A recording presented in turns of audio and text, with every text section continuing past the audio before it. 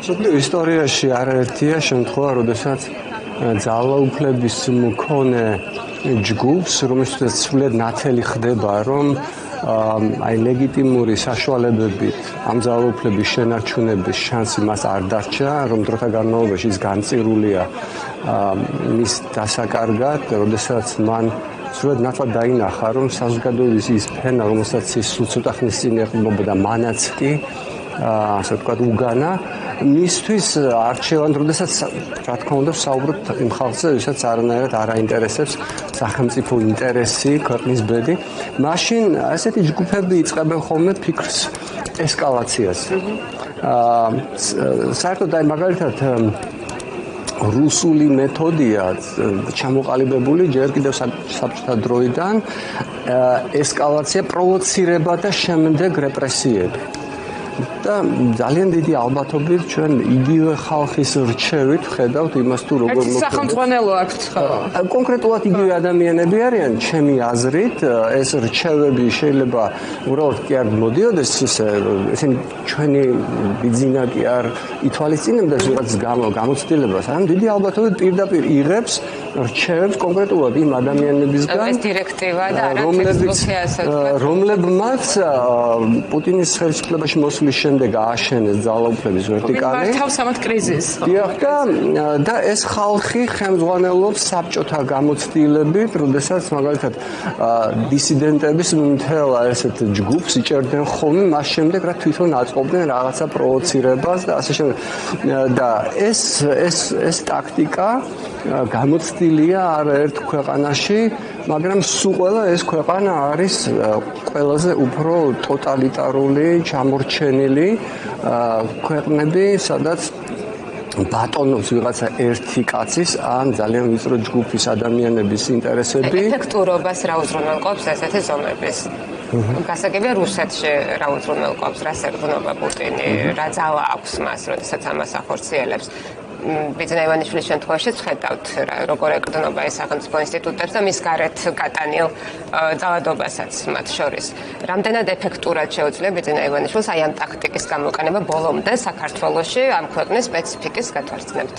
ხო, იქიდან გამომდინარე, რომ აქამდე უკვე არაერთი შეცდომა აქვს დაშვებული, მე ვიმედოვნებ, რომ ისე ლამაზად და ეფექტურად ვერ განახორციელებს ამ გეგმას საქართველოში, თუმცა უნდა ვთქვა, რომ სამწუხაროდ დიდი საშიშროება არსებობს, როდესაც კიდევ ერთხელ ვიმეორებ, რეჟიმებს უჩნდებათ რისკი ძალაუფლების დაკარგვის ლეგიტიმურ ოპონენტთან, იქნება ეს ოპოზიცია, იქნება ეს საზოგადოების მასობრივი უკმაყოფილება, ისინი ზოგჯერ ქმნიან ხოლმე, ატრიალებენ აი ამ თამაშის მაგიდას და ქმნიან ახალ რეალობას, რომ მაგალითად ოპოზიციის ნაცვლად, აი მაგალითად რუსეთში ხო რა მოხდა რაღაც ეტაპზე, რომ მაგალითად ჩეჩენის სეპარატისტების ნაცვლად პუტინმა მოწინააღმდეგედ აირჩია მის მიერვე პრაქტიკულად ჩამოყალიბებული საერთაშორისო ისლამისტი ტერორისტები.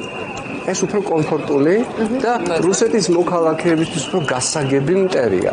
საერთაშორისო საზოგადოებისთვისაც უფრო და მაშინაც დიახ ძალიან პრაქტიკულად ვერცერთმა ქვეყანამ ვერ გაბედა ჩეჩნებისთვის რაიმე თუნდაც მხარდაჭერი გზავნილების გაჟღერება, პუტინი ლეგიტიმურად ებრძოდა საშინელ ძალას. ჩეჩნებს და გაპრავდა, გამართლდა ჩეჩნების გენოციდი პრაქტიკულად, რაც რუსებმა მოაწყოს. ეს იგივე მეთოდები იქნა გამოყენებული მაგალითად სამოქალაქო საზოგადოების წინააღმდეგ, როდესაც რუსული კანონით ისინი იქცნენ არა იდეოლოგიურად სხვა გვარად დაპირისპირებულ ადამიანის უფლებების დამცველებად, საზოგადოებრივ აქტივისტებად, არამედ უცხოეთის აგენტებად. აი პუტინმა ისინი გადააკეთა უცხოეთის აგენტებად და შესაბამისად სრულიად ლეგიტიმური გახადა მათი მოსპობა. დღეს რუსეთში არ არსებობს სამოქალაქო საზოგადოება ან რაიმე მისი ორგანიზაციები, მით უმეტეს მისი ორგანიზაციები. სამწუხაროდ მე არ გამოვრიცხავ, რომ ეს ნაძვის ხეობანა და სხვა მცდელობები ესკალაციის ზუსტად აქეთკენ იყოს მიმართული, რომ შემდეგ გვაჩვენონ კადრები დაპირისპირების ძალოვანებსა და მოქალაქეებს შორის და ეს მოქალაქეები მე აღმოჩნდებიან ექსტრემისტები. მე ჩემი ახალგაზრდობიდანაც კარგად მახსოვს, ჩვენ გვიწოდებდნენ არაფორმალებს, ექსტრემისტებს.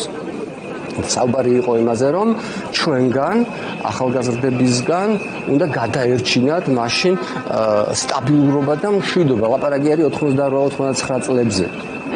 და მე რაღაცნაირად მე მგონი შეეგუა ის კომუნისტური ხელისუფლება და როდესაც ამან არ გაამართლა, აიღო ხელი ესკალაციაზე და უნდა ვაღიაროთ, რომ მე მგონი ყველაზე უფრო მშვიდი და სამართლიანი არჩევნები რაც კი გქონია 1990 წელს იყო. მე არ ვარ დარწმუნებული, რომ ივანიშვილი ამ გზით წავა, რადგან აქამდე მან ახალი რეკორდები დაამყარა უხეში ძალის გამოყენებაში ყველაზე უფრო მშვიდობიანი და ინტელიგენტური ოპოზიციის მიმართ, რომელიც ოდესმე ყოლია ხელისუფლებას, ინტელიგენცია და ინტელიგენტური ოპოზიცია არ აგვერიოს ერთმანეთს. სხვანაირი ინტელიგენციაც. ხო, ანუ ამაზე უფრო კომფორტულ ოპოზიციას, რომელიც ხო გეუბნებით, არ არის ბანდიტებისგან შემდგარი და მათ რიცხვში შეიძლება ზოგს ჰქონდეს მეტი ტემპერამენტი, მაგრამ უმეტესად არის აბსოლუტურად მშვიდობიანი, ზრდილი, ინტელიგენტური ხალხი. ამას ახლა უპირისპირებს ივანიშვილი სრულად ველურ დაგაწევს ცოტა